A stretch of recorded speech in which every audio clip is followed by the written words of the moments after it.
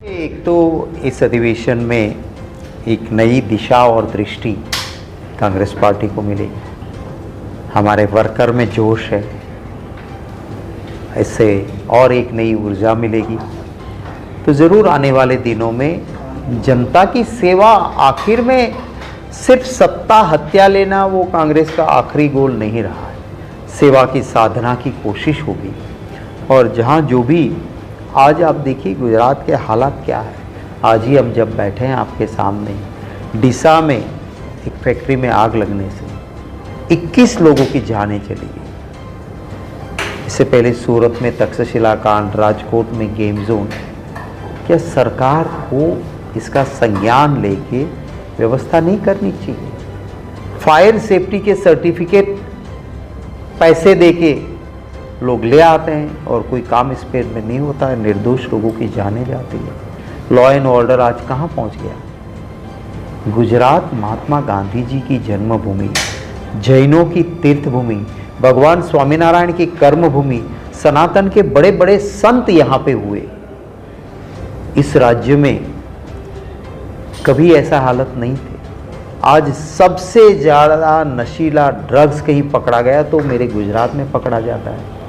मेरे युवा धन को बर्बाद करने की कोशिशें हो रही है, सिर्फ इसलिए क्योंकि भाजपा को धन संग्रह में पैसे कोई गुंडे दे रहे हैं, इलीगल काम करने वाले दे रहे हैं। पुलिस जो हफ्ता दे के कांग्रेस के वर्कर को परेशान करता है, उस पुलिस अफसर को इनाम दिया जाता है, वो फील्ड में रहता है। अच्छे पुलिस अफसर है गुजरात में, उसको साइडलाइन कर दिया जाता है। और इससे गुजरात में जो हालत बिगड़े हैं, मैं जानता हूँ कि आखिर लोकतंत्र में जनता जनार्दन है, तो आगे ज़रूर इसका फ़ायदा होगा। देखिए, आप पहली बात ये समझिए कि 30 साल से कांग्रेस को वोट नहीं मिला है, ऐसा नहीं है। आपको याद होगा 2002 में जहां अहमदाबाद में हम बैठे हैं 2001 में, यहाँ पे कांग्रेस की म्यूनिसिपल कॉरपोरेशन बना, हमारे हिम्मत सिंह पटेल मेयर बने थे। सबसे ज़्यादा आरएसएस की ब्रांचेस राजकोट शहर में हैं, वहाँ हमारा म्यूनिसिपल कॉरपोरेशन बना था। गुजरात की बहुत सारे डिस्ट्रिक्ट पंचायत, ब्लॉक पंचायत में हम चुनाव जीते थे। 2015 के चुनाव लोकल बॉडीज़ के देख लो, 90% ब्लॉक परिषद और जिला परिषद में कांग्रेस को लोगों ने वोट दो के जीता। हाँ, ये बात सही है कि असेंबली में हम पावर में नहीं आ पाए, वो हकीकत है। 2017 में कुछ कम सीटों से हमारे, मैं ये भी एक्सेप्ट करता हूँ कि 2022 का चुनाव हमारे लिए बहुत ख़राब रहा। सिर्फ 12 लोग आज हमारे एमएलए हैं, तो बुरा वक्त है। पर ये भी एक अच्छी बात है कि पार्लियामेंट में 10 साल से लोकसभा में हम ज़ीरो थे। इस बार की पार्लियामेंट में ज्ञानीबेन हमारी बनासकांठा से जीती और 5 सीटों पे हम कम वोटों से हारे।